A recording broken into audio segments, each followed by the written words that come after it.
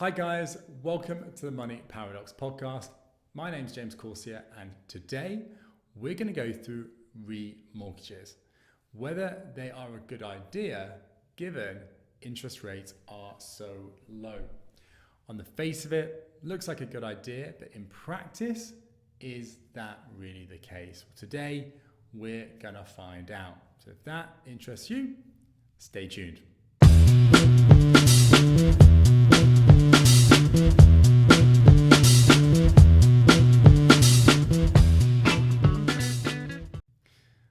Yes, hi guys. Today we're going through remortgages and whether it is a good idea right now given interest rates are so low.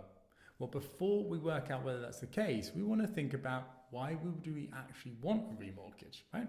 So there's four main ways. What do you think? Why do you think you'd want to get a remortgage? Why would you want to get a remortgage?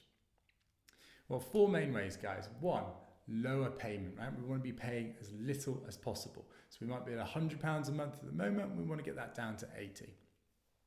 Maybe at the moment we're paying £100 a month, but we want to avoid a higher payment in the future. We think that interest rates are going to go up on our lending. And so if we lock in a price now, then it prevents it from being more in the future. Thirdly, we want to unlock more money, right? So remortgages, not many people are aware of this, but by remortgaging, you take money out of a property. So if a property goes up in value, then the amount of equity you have in that property goes up.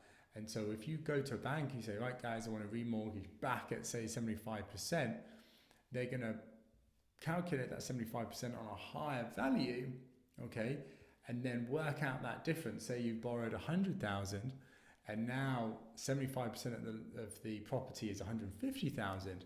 They will give you £50,000. And this is a really, really powerful way of taking money out of a property when it increases in value without having to sell it and pay taxes. Now that is a completely separate topic, but that is a big reason why people go to remortgage, and we want to be thinking about that at the moment as part of considering whether you want to remortgage right now. Fourth one, reliability of payment, right guys? So the moment you might be paying £100 a month, okay? Now, if you're not sure whether interest rates are going to go up, and that might go to £200 a month, okay, you might want to maybe agree another mortgage, maybe at 120, okay, more than what you're paying right now, but for you to get confidence that you're going to pay that for, say, 5-10 years is maybe valuable for you rather than risk of it going up more than £120 a month. This is often for people that, don't like too much risk, or they don't have too much spare cash. So if the price goes up, they're going to struggle to pay for that. So four ways. We want to lower our interest payment. We want to avoid a higher payment. Thirdly, to unlock more money out of our property. And then fourthly, reliability, that assurance that we're going to be paying a certain amount. Okay, so now we know the main reasons why we remortgage. Now let's think about what's going on right now and think that whether any of these are relevant given the situation. So what's going on right now? Interest rates are really, really low. And they're low because governments around the world are trying to encourage people to spend and injecting money into the economy to stimulate it. Because of COVID, everything's shut down. And as a result, the money in the economy has shut down. When money stops flowing around the economy, lots of problems happen. We go from maybe a recession to a depression, and that's when everything just kind of shuts down. But if people aren't spending, people aren't earning. If they're not earning, they don't have enough money, so they're going to try and save more. They're not going to spend as much as well, and the momentum of that carries through. It means everybody starts to have less and less and less money. And the whole kind of economy starts to collapse. So in those situations, governments want to inject money, right? They want to push money into the economy and they want to encourage people to be spending that money. And one of the biggest ways they do that is lowering interest rates, because by lowering them, it means that it's cheaper to borrow, right? If I'm in a situation, I could go and save my money, right, and make very little money, or I could go borrow some money very cheaply to go and invest or do something or spend it, invest in my business. the interest rates are low, I'm more likely to borrow than I am to save, right, guys? And because I'm borrowing and I'm spending, that means there's more money going around the economy. Now, does that always work in practice? Well, that's a big question mark. But nonetheless, that is what's going on at the moment. And at the moment, they're pretty much zero in the UK and many other countries around the world. So with that, you'd assume that the mortgage rates go down as well, right? Because when a mortgage company goes to lend to you, where are they getting that money from? Usually it is governments or big institutions. So when the central government interest rates go down, so do mortgage rates, or at least that's what a lot of people say. Now, the trouble is that doesn't always work. It does sometimes, but not always. Because if a lender gets access to cheaper money, then yes, they're able to pass that on with cheaper rates. But if they view the environment as being more risky, more uncertain, then do they really want to lend? Okay, maybe they actually start to view all these people more risky and actually more costly. Because, okay, I was going to lend to James last month, but now COVID's happened. I don't know whether I want to lend to James. And if I do lend to James, well, he's going to have to pay me a bit more money to take on that higher risk. Because hell, James might go bankrupt. James might not be able to pay his mortgage back. He may lose his job. He may lose his business. Okay. Now, everybody knows that that's not going to happen to James. James is chill. In fact, James sounds like he's getting a little bit crazy talking about himself in the third person. But you guys get the idea, right? It is, concerning for a lot of people at the moment. People are worried that the economy is going to tank. People are going to lose their businesses, lose their jobs, maybe lose their properties, okay? So these lenders want to lend. They want to make money. They want to survive and do well, right? And beat the other lenders. But they don't want to take on too much risk. So it's all about the balance of all these various factors that impact the rate that somebody's willing to lend. And at the moment, that is actually what's going on. A lot of lenders have actually raised their interest rates on their mortgages from before COVID, okay? So yes, they've come back out and they've started lending again, but at higher rates, guys. So, if you want to go out there and buy deals and buy properties, you've got to be willing to be paying a higher rate potentially. In addition, because of that uncertainty, concern and risk, these lenders are actually putting more restrictions in place. Whereas before, getting an 80% loan to value on a buy-to-let property, pretty standard. Loads of companies doing it. As long as it was a good property and you look pretty decent, they're willing to do that. Now, no way. You'd be lucky to get for 75%. Decent amount of companies are doing that, but many other companies are restricting at 60, 65%.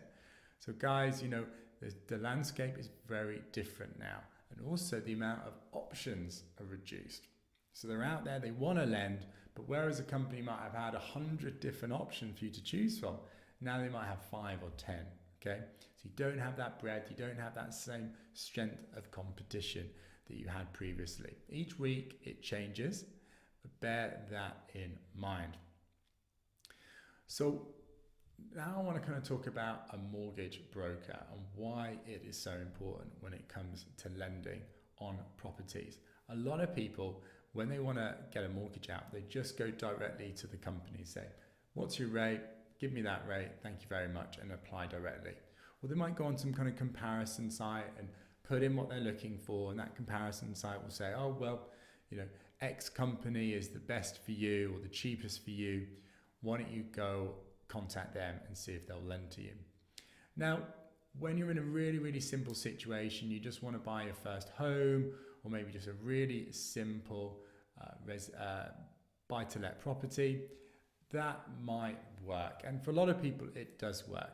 But if you're really serious about property, you definitely want a mortgage broker, because certainly when you're looking at it as an investment, there's so many different factors to consider, and each lender might have different rates, and you might say, well, that's the best rate, but that rate, there might be a whole load of reasons why that company may not want to lend to you. So there's no point going for that one if it's going to fail. A broker have really good relationships with all of these different lenders, so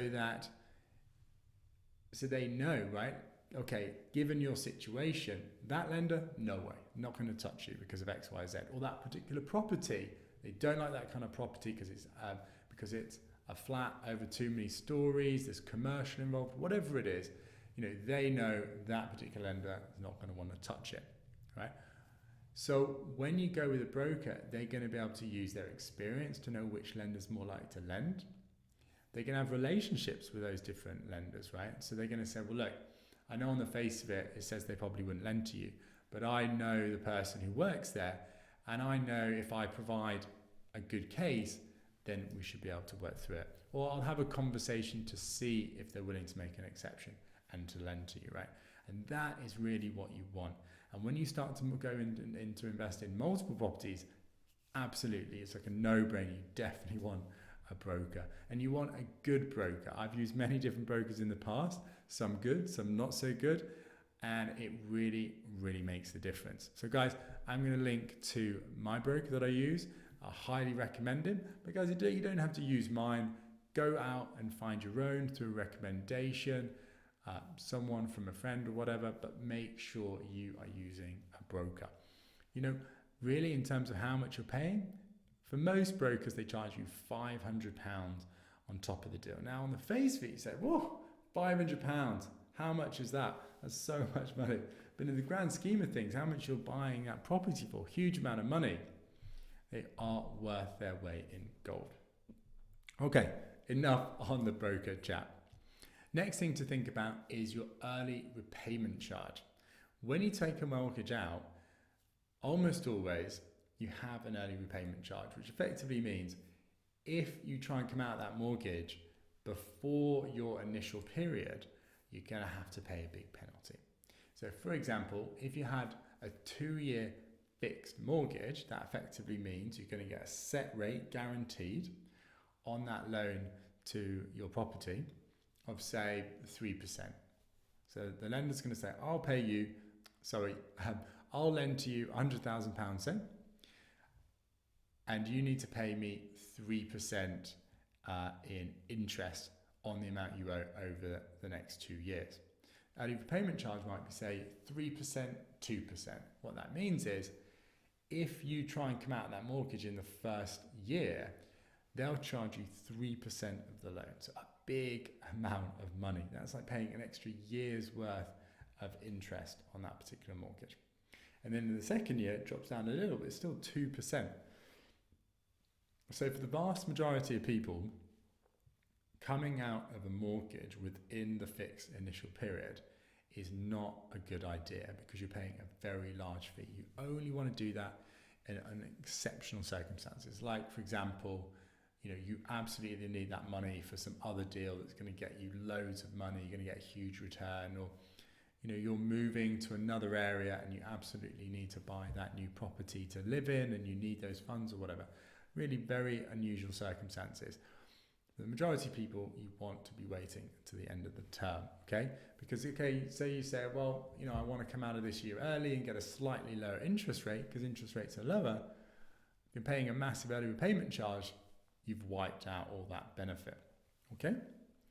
Next thing to think about is wanting to unlock cash, okay? So you might be coming towards the end of your remortgage period, okay? And if the value of your property's gone up by, say, 20, 30%, okay, you now got another £50,000 in that property. When you go to remortgage, you can remortgage back up to a higher level and take money out of that property, okay? So yes, you might be in a situation now where interest rates are higher, okay, because of the situation. But if you can just pay a little bit more money each month to remortgage, but as a consequence, you're taking a huge amount of money out of that property to then be able to go and invest in another property and to start to build your portfolio with properties and start to do even better financially, then it might be worth it, okay, guys? So it's not just about, if interest rates are lower, yes, remortgage, great. If they're higher, no, try not to remortgage, or that is a bad thing, okay?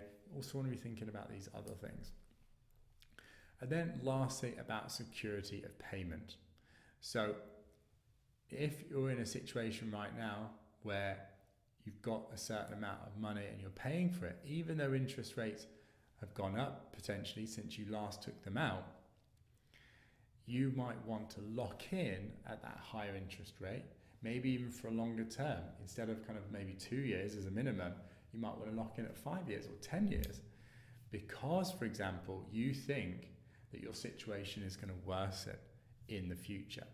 So if you think that you're going to lose your job because of COVID, or you think that you're going to have less money available, so it's going to be more difficult for you to pay a higher interest payment, if you think interest rates are going to go up higher in the future because of what's going on, or maybe you think that the economy is going to go crazy, everything's going to go crazy, maybe you can't even get a mortgage because of situations becoming so difficult. In those kind of circumstances, people like the idea of remortgaging and locking in for a long period of time, because then they've got assurance. They know that is how much they're going to be paying for, say, 5 years, 10 years. So taking it back, guys, when we're looking to remortgage, it's usually for one of 4 ways: lowering our payment, avoiding a higher payment, unlocking more money from our property, or getting reliability of payment. So when something happens, like COVID, like when interest rates drop, you want to think, okay, given what's going on at the moment, are any of these 4 things changing? Can I remortgage right now and benefit from one of these 4 things? Maybe I benefit from one, but what happens to the other 3? Are they actually worse off? So you want to be looking at the whole thing holistically. Okay, guys? I hope you found that useful. If you did, please let me know. Give me a shout out. If you've got any questions, feel free to put it in the comments. I'm more than happy to help. If you liked it, please do like and subscribe to check out my future content each week. Plenty more stuff where that came from. If you've got any suggestions for future content, future videos, again, let me know. DM me, and I'm more than happy to run those in the future. And then, guys, lastly, if there's anybody that you think would value from this content, those that have been talking about this subject, feel free to share it and let them know. Guys, have a great week, and I'll see you soon. Bye-bye.